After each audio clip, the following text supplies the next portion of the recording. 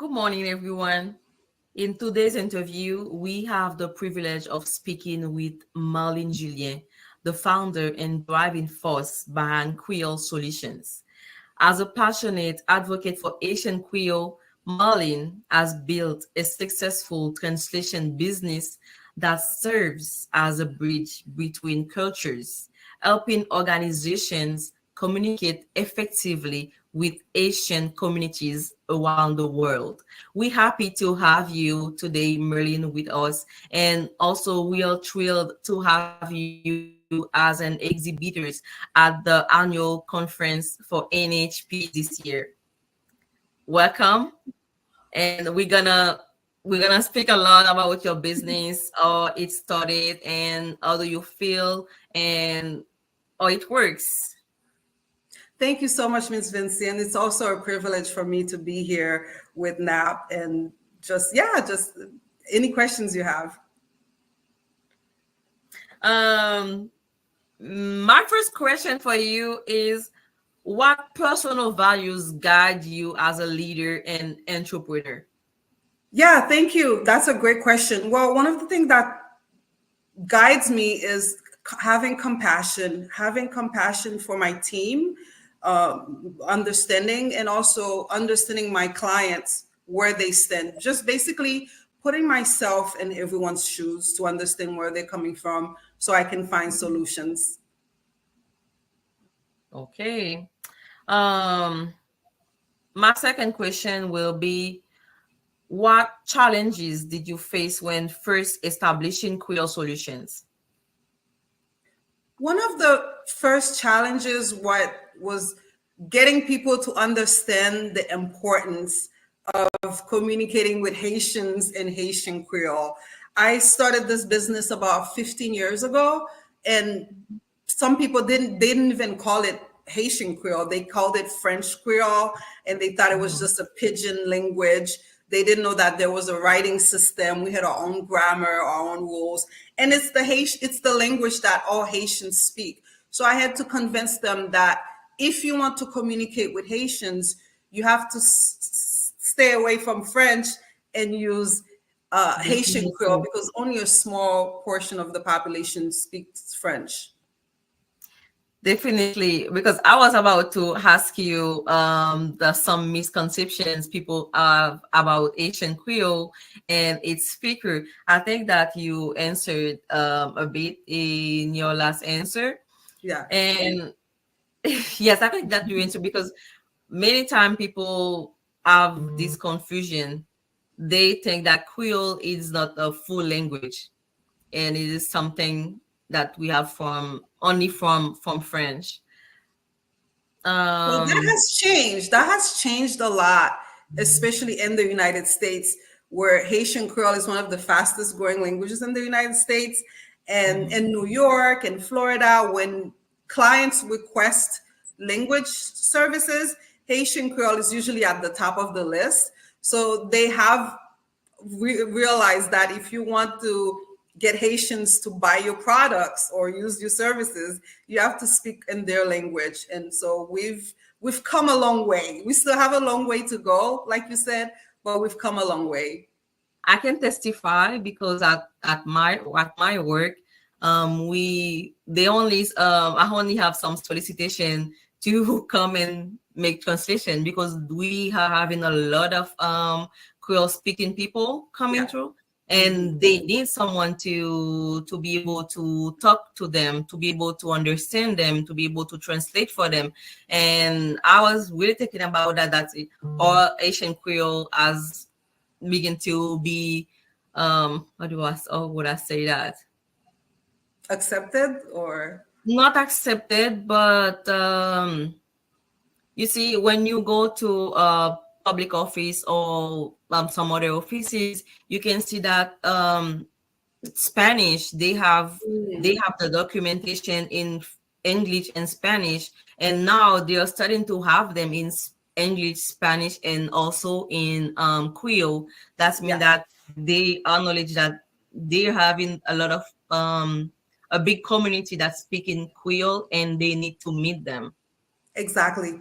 And Vancie, one of the reasons these companies are having these materials because it's required by law.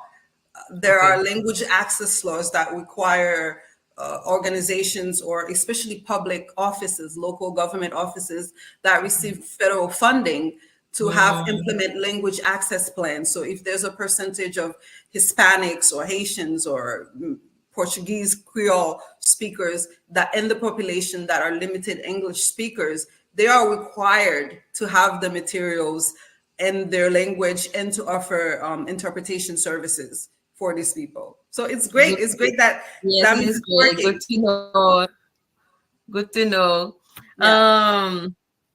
My next question is, can you explain the importance of translating content into Haitian Creole for business and organizations? It's very important for all sectors.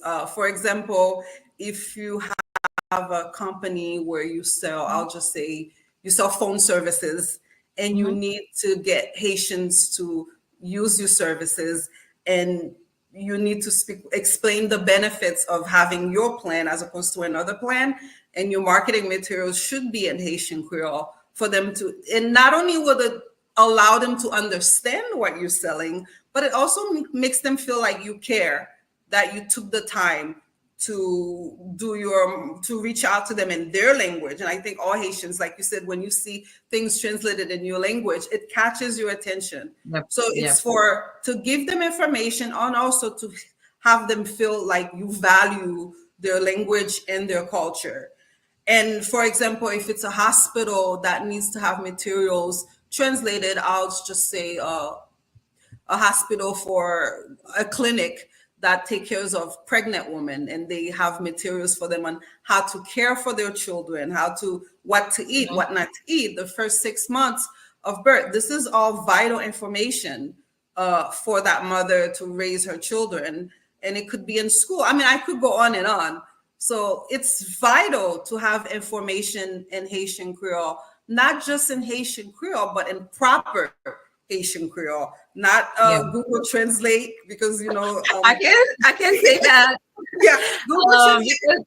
Sometimes at my work, and I can blame them because they want to do good, and they go and they find some Google translation.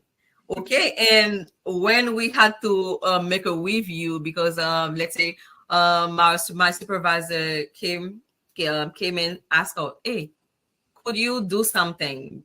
And when we go through the translation, it is really bad. And and we have to put it in the context. We have to find the right word, and if it makes sense for someone who's gonna read it to really understand what is the essence of the message. I think yes, that is I can testify from that too. Yeah, Google Translate has gotten better over the past 10 years. If you want to write something like, please call me at 555-1212, I have an emergency, like, you can use it for very simple, plain language. But I've seen people use very technical text in Google Translate, and I tell them I can't use this because with AI, everyone is implementing AI in their services, but it gives you more work, because first you have to read it. Like, you read the Creole, you're like, what is this? This doesn't make any sense. And then you have to read the Creole, and sometimes you have to start from scratch. So like I said, you speak with them in a language they understand, authentic Haitian Creole, then it will resonate with them, and they will feel like, oh, this person, they really care. They speak my language. And like Martin Luther King said, if you want to get to someone's heart, speak their language. The language. Yeah, definitely. Can you share a moment when you felt you made a significant impact through your work at Creole Solutions? Oh my God, that's a great question. I know, maybe there's a lot. Yeah, there's a lot, because I started as an interpreter. Before I was a translator or a business owner, I was an interpreter. and I have helped so many people. And one of the most important cases was when it's going to be a long story. I was doing phone interpretation for an attorney, and it was a young man who was incarcerated. He was because he was on asylum. And when I started working with him, he was very aggressive. Because I was asking him questions. He was in jail. He's having, he's terrified, and he was very aggressive in the beginning. But I took my time. I was very understanding. I was very respectful with him. And at the end of the sessions, he told me, thank you for being patient with me, because I know I've been tough with you. And the attorney told me that was the third interpreter working with him. So I felt good, not only for helping him get his story across, to get his case together, but I also was like, I understand where he was coming from, why he was so angry. He's like, why are you asking me all these questions? I don't remember, I told you, so he understood. And at the end of the session, he became nicer. He became more calm. So I felt like, I felt really good about it, instead of, saying, I'm not dealing with this guy anymore because he's so aggressive.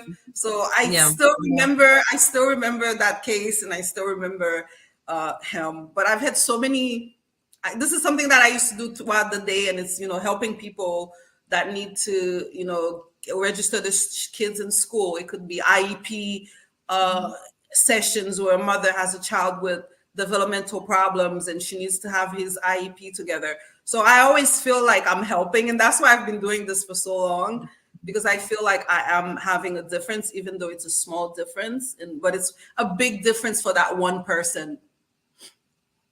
What can I share, if I may, to maybe point the importance of us as Asian to help other people when they need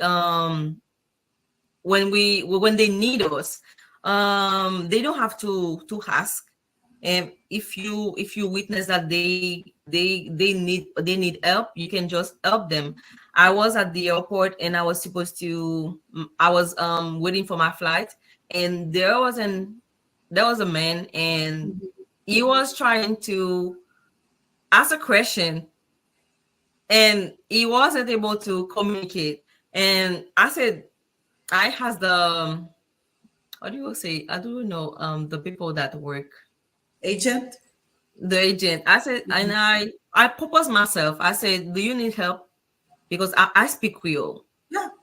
And they are both happy because I was the bridge between them, and I could communicate with both of them, and they could now understand. And the man was when the men were able to have the answers that he was looking for. That is important in also in building our community, to be able to provide helps when other people, when Asian need our help and they don't speak English, and we can communicate for them. It is really important to do that, and to first to not lose our language too. To keep practicing, to keep speaking our language. I think that is really important. Yeah, that's great. I'm glad you did that and you were able to help him. And he probably is very grateful to that. Not only him, but the agent, because he wouldn't have been able to communicate with the agent. And I'm like you, the interpreter in me always wants to jump in and help. And I think that everyone, it's a basic human thing to want to help others. It's very important to help your fellow compatriots or anyone who needs help. So I encourage that, except for one thing I have to say, if it's something legal or medical, something that you can do to help, that's always good. And I also encourage parents to help to make their children speak Creole, because Creole, then sure. your kids could be working at a public office. He could be a detective, and then there's a Haitian who needs help, and that then he can communicate with that person. So it's always This is a plus. This is a plus this is a plus for them. yeah, because my parents made sure that I spoke Creole, and I'm making a living out of it. So I think it's very important to speak Creole with your children. You don't have to make it formal. I know it's hard because it's not the same, you're not living in the environment, but at least start, speaking Creole with them, because Creole is very important. Who knows? It could be the next interpreter or the next translator, or they could just, and like you're saying, Spanish, when there are, Spanish is, the Haitian Creole is the third largest language spoken in Florida. And when you see ads, they always say, bilingual required. The person has to speak Spanish. And we have come to a point now, there are so many Haitians in the US, not just in Florida. It could be a plus for that person to speak Haitian Creole to get that job. And I've done a lot of assessments for people that are looking for work, and they say that they speak Haitian Creole, and they're testing their level. So it's very important, if you have a small child, to start getting them interested in the language, and maybe they'll want to learn on their own. Yes, we have to do that. We have to do that, and we need to encourage our children to speak Creole. Yes. To speak Creole. Thank you for your answer. And my next question is, how do you balance the cultural preservation of Haitian Creole with the need for modernization and new terminology? Wow, you ask really good questions. Sorry. So, no, that's good. That's a great question. I think through the question, because I said, I love your business idea. Oh, no, that is not an idea, but I love what you are doing. Oh, thank you. Yeah, because it is really important. I really love what you are doing. I said, I'm gonna think about those questions. And that's a good question. It's a question, and I ask myself that question all the time. So we're doing a lot to promote the Haitian Creole language, and authenticity is very important, because, for example, a lot of people think that good Creole is when you make it a francisé, like you throw, like if you're having, like we're having this interview, and if we were having it in Creole, for me to sound educated, I would have to throw a few French words there. I don't have that mentality. I think that the real advanced Creole is the authentic Creole, the Creole you hear when you go to the countryside, and then Uzi, est-ce que me parle Creole? Because the person is speaking in a very natural, authentic Creole that's not, I mean, I know we have a lot of French in our vocabulary, but it's the sentence structure, the way that, Creole is a separate language. There is authentic Creole. To me, that's the Creole that I try to preserve. For example, on our social media page, I was teaching last week about the word lisai. Lisai is a way, it's a typical Creole word that means politeness, custom. It's a way to greet people. So now when we're writing our letters, we don't say "cher, madame," or we put lisai, because I feel like the Haitian will feel like it's like honneur, respect, to feel Haitian. So on one side, we want to stay authentic and preserve our culture and what makes us Haitian. At the same time, we want to adapt to the world. So we've been working on a lot of projects. So I've written a lot this year. I've published two articles at the Haitian Times that talk about Haitian Creole in the digital age, because it's important to preserve the language and in this digital space. So and people have to come to the conference to know about a lot of the things that we're doing, but we are going to talk about the different projects we've worked on. We've worked on social media. We've localized some social media platform. We're working on a language model with a team, with a language lab, where we're trying to build our own Haitian Creole model, because our company works with a lot of schools in Haiti. And one of the biggest challenges is getting materials, updated materials in Haitian Creole. They're using outdated French materials. They're saying, we need to do education in Haitian Creole, but okay, let's say today the Minister of Education says, we're gonna do education all in Haitian Creole. What are you gonna teach those kids? Do you have the materials? And, so we're working with, but there's a lot of data in English out there. So we're building that model to see if the teachers could get instant translations. Of course, we'll adapt it to our culture, but they'll have materials that already exist, but they'll put it in Haitian Creole. We are working on a dictionary. We're working on a lot of projects that we'll be displaying at the conference. So if you want to get more, you want to do a demo, you have to sign up and come to Atlanta to see what we're working on. Okay. Thank you for your answer. I was about to ask a question, and I think you inserted in. We're connected. You inserted in your presentation. Okay. Yeah, I already know what you're gonna ask. So because we're so connected. Yes. Now we're gonna move to the next question. What does it mean to you to be Asian woman entrepreneur in today's world? That's another good question, because as a woman, I think it's Haitian. So I always say that I'm like the poster girl of DEI. I'm an immigrant, I'm a woman, I'm Black, I'm Haitian. So I have a lot of things against me. Even within my own community, it's been hard to get people to take me seriously, because our society still has a lot of work to do.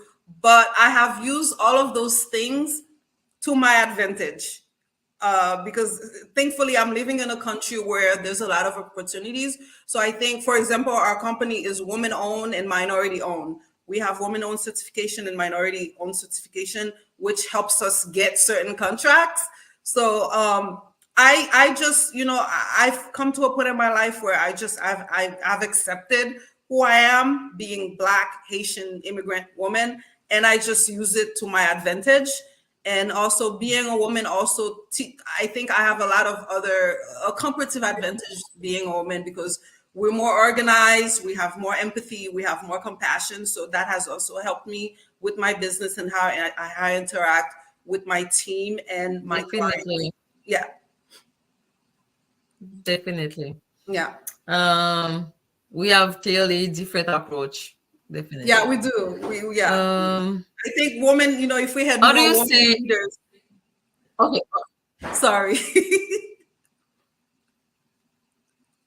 I was saying. No, you can go. You can go. Yeah. If we had more women leaders, I think the world would be a better place. But that's a different conversation. Sure. Sure. But how do you stay motivated in the face of challenges? I have a great support system. I think they when I'm feeling down and I feel like I don't want to do this anymore, or why am I doing this? Because sometimes I do feel like, for example, with the situation in Haiti, because everything I do is for Haiti, because I want to see a better Haiti. I want to, I've been for the past all my adult life, it's, my whole career has been because I want to do something for Haiti. And the past few years have been very difficult, where I'm just like, but I think that also I have people that, tell me, Marleen, you've done so much, you've helped so many people. Because when you're doing something, you don't really see the impact. You're just doing it. It's something you do every day. You think it's normal. But I have people that help me to reflect on how far I've come and how many people our company has supported, not only by, providing language access, but providing opportunities for them. So these people help me keep going. And I also, and I do, take time to reflect and see what I've done. And then I'm like, I can't give up. But I do get down, just last week I was, in my bed thinking, like there's so much I want to do, but I feel like I'm getting older. I won't be able to, I was even talking to my husband. We were like, we're not going to live to see the Haiti that we dreamed of when we were younger, because we were so motivated. We thought, in 10, 20 years, Haiti, we were going to do this, but we feel like, we have no control over a lot of things. We can just do the best we can do. So it is. I do get depressed. I do get disappointed, especially when it comes to the situation in Haiti, because I could be in Haiti right now. I could have a center. I could have people working. I could have, I could be doing so much, but my safety is priority. So I just do the best I can. Yeah, I got you. Yeah. I'm getting really sad right now, but what are the yes. Yes, I think we all know we all want to be able to go back to our country, to be able to live in Haiti. My daughter always asking me, when are we going back to Haiti? I say, I don't know. How old is she? I don't know yet. She's 6 years old. She's only 6 years old. And because she has lived in Haiti, she is really attached to the country, and she's always asking me, when are we going back to Haiti? But that's where we are. One step at a time, and doing what we can do for the country from where we are now, and hoping that things can be better, and trying to help things go forward too. What are the key qualities you look for when hiring translators for your team? So we have a process where I'll just tell my process. Like I don't have the words, but I can just explain, how our process is. So for a translator, for example, there's a form for them to fill out, and then they send their resume, they either write the cover letter. And one of the key things I look for is what language they write their cover letter in. If they write their cover letter in French, I know it's the professional, but our company is Creole Solutions. We specialize in Haitian Creole. The applicants that get the most attention from us, we look at if they are going to send the cover letter in Creole, because we do everything in Creole. We write emails in Creole. Like it's like a professional. That's the language of how, I don't even know the word, but that's the language we use. So if they write me, I understand if they write it in French or even in English, because that's probably what they're used to. But one thing that always catches my attention is if the cover letter is in Creole. The resume doesn't have to be in Creole, but that means, and it's also a way for me to see the writing skills if they don't have any errors. So I think that's the first thing, that you give importance to Haitian Creole.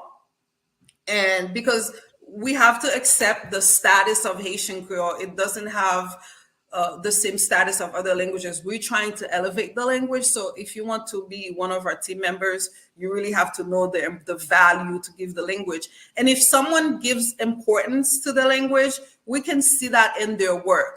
They're going to find a word that resonates with Haitians rather than just looking up a word in a French dictionary and spelling it in Haitian Creole. They're going to, because we're also promoting the language. So we want people that respect the language, that want to promote the language. So that's one of the first things I look for. I also look at your computer literacy, because our company is 100% remote. Mhm. So you have to be able to have some basic skills, because we do offer training.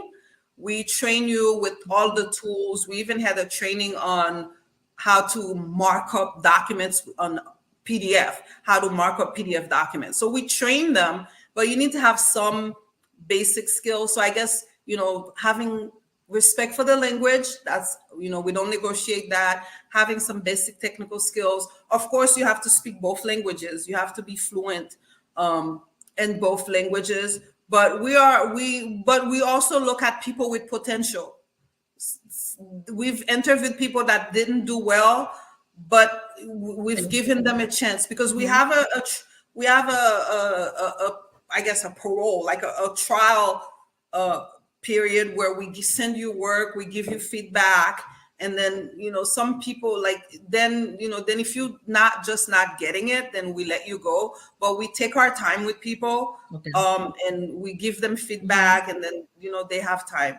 So to answer a short answer to your question is, they have to respect Haitian Creole as a language, just like any other.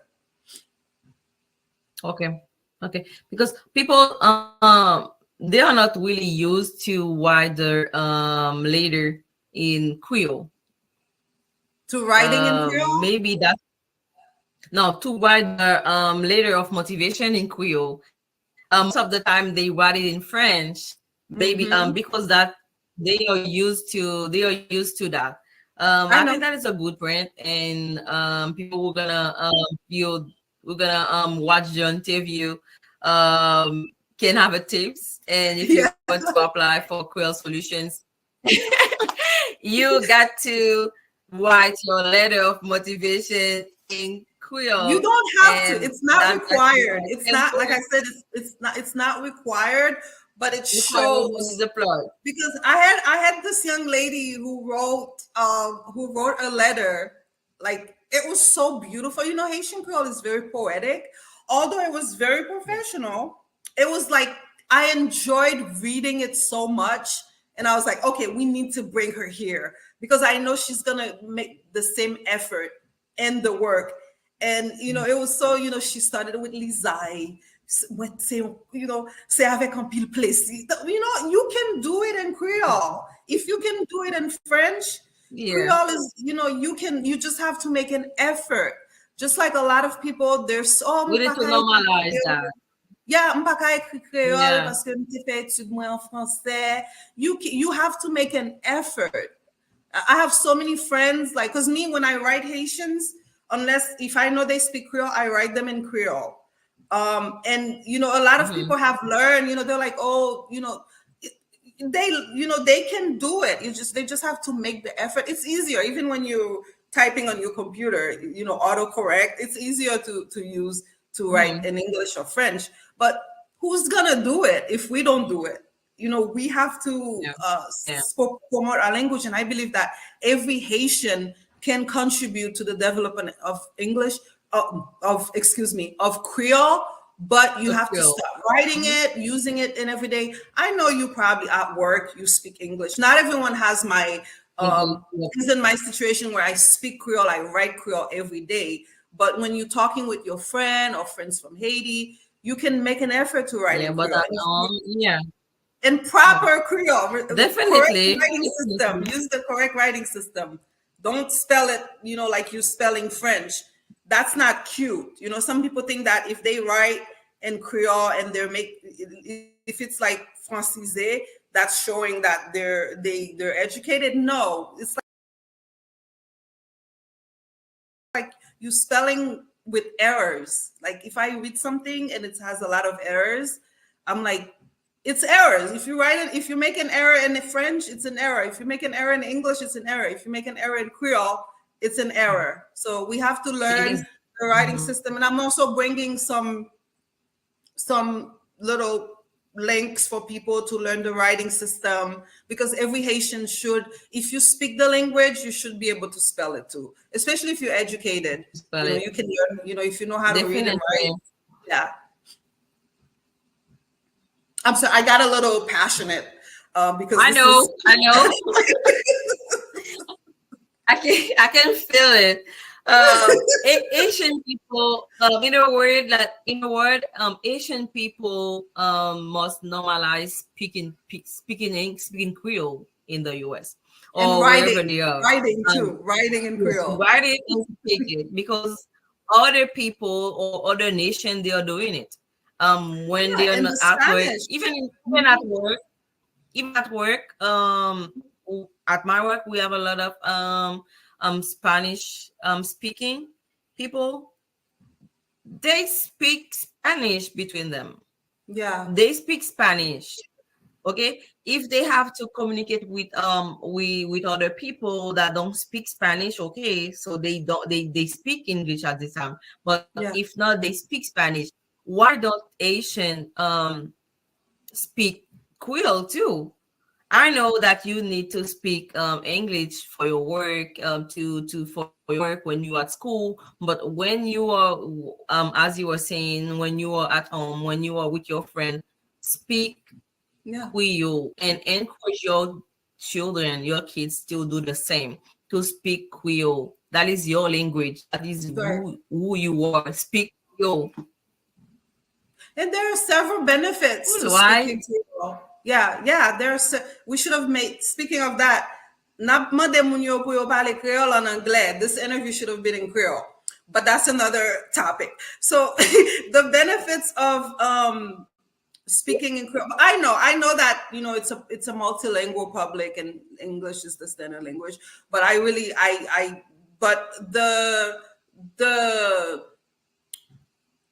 okay. But l'on parle créole, m'a dit ça pour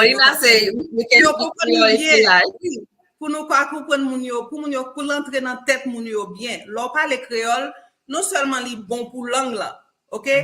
Li mette li lever scamp figi langue là, mais l'on parle créole, li bon pour cerveau tout. L'on parle plusieurs langues, li bon pour cerveau. Donc moi même qui là, me commence à grand monde. Mais le fait que je parle plusieurs langues, c'est bon pour le cerveau parce que son exercice ou fait. Parce que on connaît, tant qu'on y a la parle créole, je change de personnalité, je viens dans l'autre monde. Et l'on parle anglais à tout, ou vient dans l'autre monde. Ou bien doit plus à l'aise ou moins à l'aise. So, c'est vraiment important pour nous parler créole entre nous, pour nous capables écrire en créole, parce que parler et écrire, c'est pas la même bagaille là. Donc, son l'autre partie dans le cerveau, ou a fait exercice là, bon, c'est comme si on va pas apprendre un nouveau bagage pendant un grand monde, surtout monde qui grand monde comme moi. Et puis l'on parle créole là, moun yo pas respecter langue en plus parce que imagine on pas quel monde qui vient sauter la renforcer communauté, renforcer langue la communauté.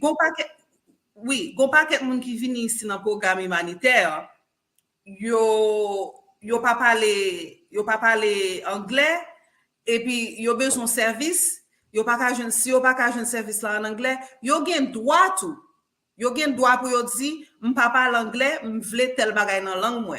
C'est j'aime ça dit tout à l'heure, gen langue accès linguistique qui dit si moun n'a pas parler langue là ou supposé bal service dans langue là ka comprendre. Donc si ou pas comprendre anglais ou pas comprendre français, ou gen droit pour dire ça, pour dire pour bon service là dans une langue ou ka comprendre parce que si ou pas comprendre, imaginons ou travail yo bon travail pour faire ou pas faire travail là bien parce qu'on pas comprendre puis go honte pour dire on pas comprendre ou ka faire une erreur yo gen une obligation pour yo bon information dans langue. Je pense que mot ça dit en honte c'est peut-être un problème que nous gagnons et mon n'a pas voulu parler créole encore. Parce que les pas vle, pas connaître s'il pas vle identifier avec haïtien ou bien s'il pas connaître le problème exactement, pas vle avancer un bagage et puis qui passe ça. Mais nous n'avons parler créole, il voulait parler anglais et depuis le fin parler anglais seulement. Moi, j'ai rencontré avec des gens qui viennent prendre service dans le bureau, côté de travail, et puis les Haïtiens, mais ils viennent parler espagnol. Oui, en pile Ils monde parlent qui sont créole. latine yo, en pile monde. Non, mais c'est Moi-même, moi espagnol plutôt. mais faut comprendre yo. Tant que même les m'a dit pour nous parler créole là, moi essayer de comprendre moun yo parce que yo stigmatisé langue créole là, même en Haïti lo à la banque ou gen un paquet de collègues moi qui qu'on a fait ça. Tout bagay sou pas ka parler français. C'est yo pas respecto. Donc moun nan faut qu'on essayer de mettre tête en place moun nan pour essayer de comprendre et puis éduquer li pour le capable comprendre parce que la banque n'importe qui côté dans bureau aller je peux vous aider yo pas parler yo pas et puis sous parler que c'est malheureux ou pas éduqué même moi même tout me connait geti ouais moi madame Creole solution me connait geti complexe même geti complexe là kay moi m'était obligé travailler sous complexe yo donc pour les malé dans gros conférence côté mon a dit n'a tourné dans sujet oui côté mon a dit oh moi c'est moi fait français moi fait allemand et puis moi même celle qui haïtienne qui spécialisée dans créole et puis déjà connais y a parlé haïtien mal dans toute nouvelle y a parlé mal m'dil mais au fond me senti mon petit genre bagaille parce que moun pas poser une question donc c'est ça fait moi même me comprendre nous gain complexe là. Mais faut que nous travaillions, nous en 2024, faut que nous travaillions sur ça parce que faut que nous connaissions valeur nous. Pour que ça tout le monde ça dépenser l'argent pour traduire en créole. C'est parce que vous connaissez ça qui haïtien, il y a besoin l'argent haïtien, il y a besoin son investissement, c'est pas parce que vous aimez haïtien qui fait faire toute bagage ça en créole, c'est parce que vous avez importance nous, vous avez langue nous. Donc moun qui sont Chili qui parle espagnol, c'est parce que vous connaissez au moins si vous parlez en l'autre langue yo pas poussé sur son alphabet c'est pour ça on fait ça parce que de parents parce que me j'étais en l'école côté aux États-Unis côté on voulait faire on l'école bilingue en créole avec anglais et puis parents yo te demandé parents yo te font sondage pour demander parents si d'accord parents dit pas d'accord. Parce que si mon li t'a bien chance à apprendre en anglais, li t'a pas apprendre en créole, li t'a vinn parler deux langues, parents pas d'accord.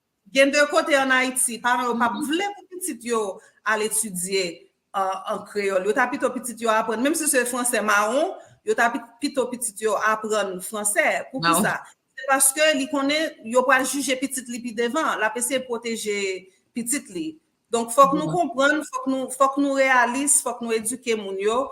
Parce que si nous on parler n'a pas renforcer si nous bail langue dans valeur n'a pas renforcer qu'on a au cas utiliser le créole dans commerce dans toute bagaille dans tout mais faut que nous c'est nous grand travail pour nous faire en termes de éducation. Oui. Ouais. Bon OK. En termes d'éducation, donc pour nous continuer à éduquer moun yo sur c'est ça nous c'est créole, nous c'est haïtien et langue nous c'est avant tout c'est créole. Donc même s'il y a deux langues officielles mais avant tout c'est créole qui définit nous, c'est créole qui pour nous avant tout. Donc pour éduquer moun yo plus sur l'importance de parler créole. Oui, constitution dit c'est seule langue qui cimente tout haïtien créole. Oui, français c'est une langue nous accepter ça. Nous sortis dans français, nous avons pile nous marquons avec langue française, mais ça qui vraiment identité nous parce que c'est les ancêtres nous qui ont inventé langue ça. C'est plus gros cadeau les ancêtres nous qui étaient pour nous c'est langue créole là. Et c'est langue ça qui te permet yo unir nous les ancêtres nous étaient sortis tout partout, l'Afrique tout côté, yo tout te parler différentes langues. C'est créole là qui te unir qui fait nous te une première république noire. Parce que sans langue, nous pas qu'à faire rien. Donc, et créole, c'est une langue qui créole, c'est une langue qui a avancé en pile.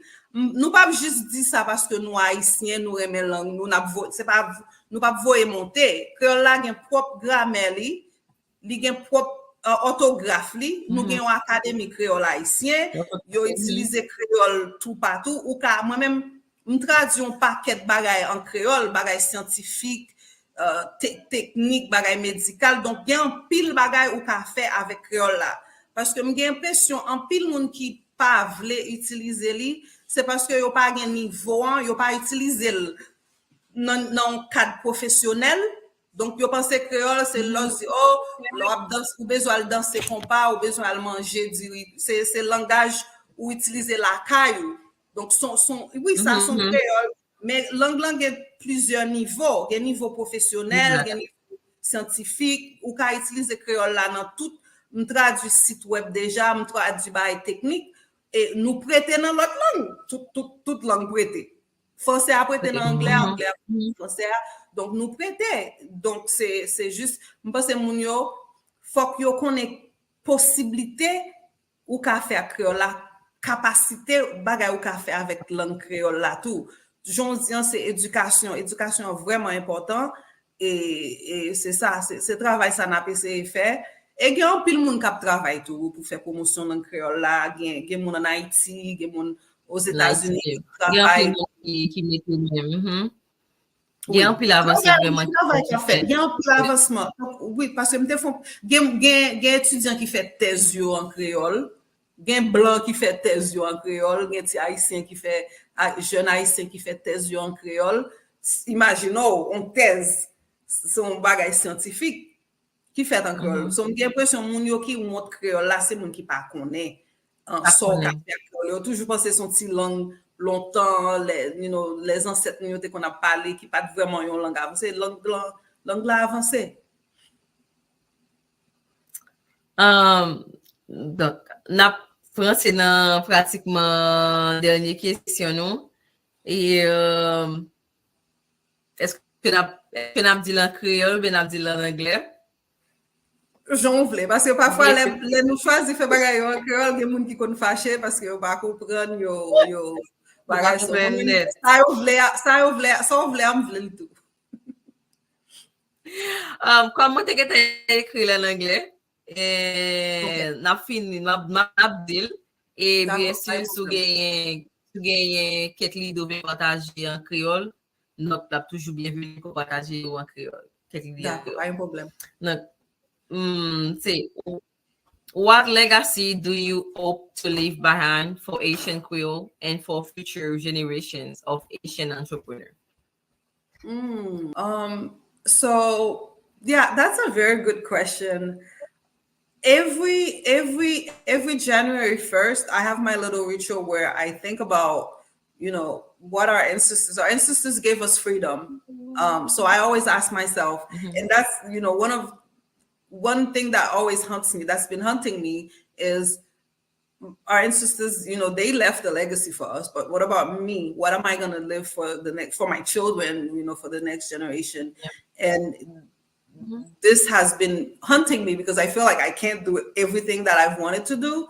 But one thing that I think would be that I'm working towards is to, and I don't have the authority to do it because I'm not an institution, because there's the Haitian Creole Academy, but I would like to contribute in the standardization of Haitian Creole, because we still have different standards where people, the Haitian Academy is working on the resolutions, but people are still arguing about, this should be this should be that. So I think I would love to be a part of that, where it's something that's done with a methodology, just like we have the Académie Française, like there are different institutions that work on that. I would love to be a part of that, because I feel that that's what we need right now, because even now when I'm working, I could translate something a certain way, and then another colleague disagrees. We're both right because there is no standard. We don't have a reference, and it is only based on the region, which region, where do you come from, and there's different accent or different way to say words. And I think that is somehow yes, we need to come with a standard and to see, okay, that is the standard, that is the word to use, that is the one. Yeah, because I'm from Oka. I'm from the northern part of the country. So, I know but that. it's I not know even that. what you're about to say. What happened? I say I know what you are maybe about to say because I have from colleague and they are from Ekai, and Okay. one day our supervisor give us a document to translate, and I say it as I used to, and they say it as they used to, and I say Yeah. I, But I'm not I'm not I don't know I don't really say it like that. So it is like it's because we as you're saying that we don't have a standard so to refer to. So so there's yeah, regionalism. That's fine. Even in the US, people from New York, people, when spoken English, there are yeah, different. But mhm, in written, there has to be a well, standard in the written mhm, form. For example, I'm from the north, but when I write, I don't say ake, I write avec. yeah, Like the way I speak, yeah, I don't, exactly.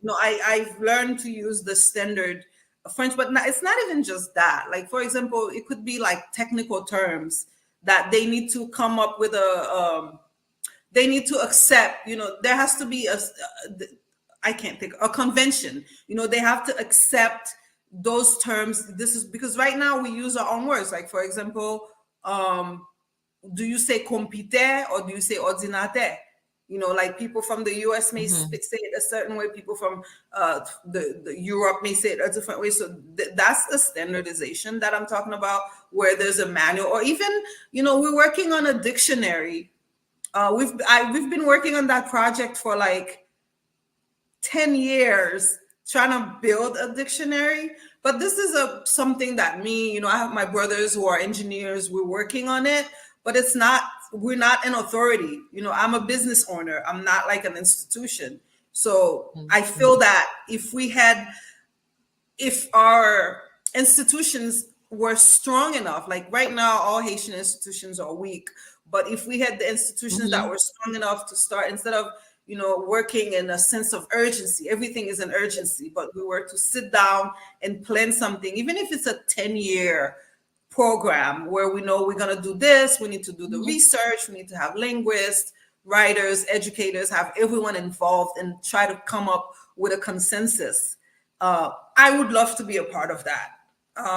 But they have to get their stuff together. Because with my company, we work, we have a standard like any other company. So I don't like to work in like bagay, buivide, like everybody, just like she repeat, you know what I'm saying? Yeah, So I yeah, I would understand. like to be a part of something like that. So my legacy would be something like that. But I feel like we've helped so many people, Haitians. We've learned a lot of Haitians learn how to spell correctly in Haitian Creole through Mhm, our social media. Like, because we do we teach, because they already speak the language. So they just need to mhm. see the word visually and the brain will catch on, so they can see, oh, this is how you spell kaochu. This is how you spell Yeah, zorange. So a lot of people have told us that they've learned how to spell in Creole through us, and a lot of Haitian Americans are learning about the Creole language. They're learning about how, oh, it's mhm, not just a pidgin or a dialect. It's actually a language yeah, that language. deserves to be respected. You could do anything with it. So I think that's the little contribution that I've made. Where we have a lot of people, where we've helped on social media, because we are a virtual company. So the dictionary is what I would like to be involved in and be a part of the academy and do something that's gonna, have a long-term impact in our society. Then we've come to an end, Okay. and I have to say thank you to you, Molly, for your passion. Thank you for your dedication, your engagement, and thank you for being such an inspiration for entrepreneur and for putting our language to be on top and to be respected, to be well known, and to help other people to speak it better.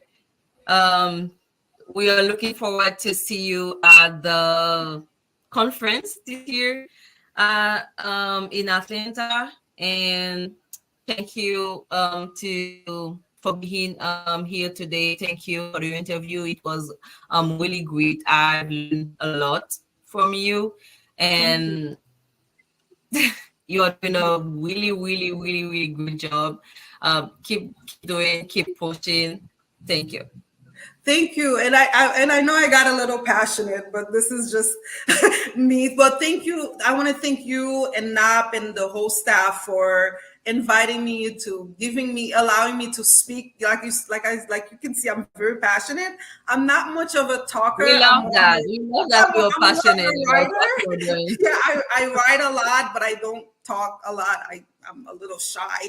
But you made me feel very comfortable. So thank you for giving me the opportunity to talk about something that's very important to me and also to the Haitian community. And to answer one last thing about the legacy that you talked about, and I've talked about this in a lot. One of the things that I really want to do is, I talked briefly about it with you, is like to open a center in Haiti to train people, to have them do all kind of things. Yes. So this is the legacy I really want to leave. But at my age, I'm not that old, but I'm reaching a point where I really need. Yeah. I was about to say I have to be realistic. No, I have to be realistic because I plan everything. My whole life is planned. I feel like I'm like 10 years behind. So I hope that the country. Let's pray that Haiti gets better, because at this point we can only pray. There's nothing we can do because it's so things are critical. So let's hope things get better, because I have the land already.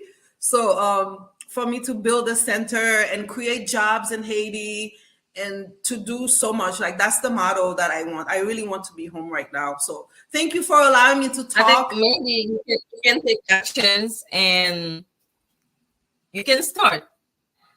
Sometimes we are waiting for 80 to be better, and maybe instead we can start taking actions too and see what coming next. Yeah, you're right. You're right. Thank you. Thank you, Vancie. Thank you for having me. Thank you, You're everybody. welcome. It was a pleasure. My pleasure. Bye. Bye.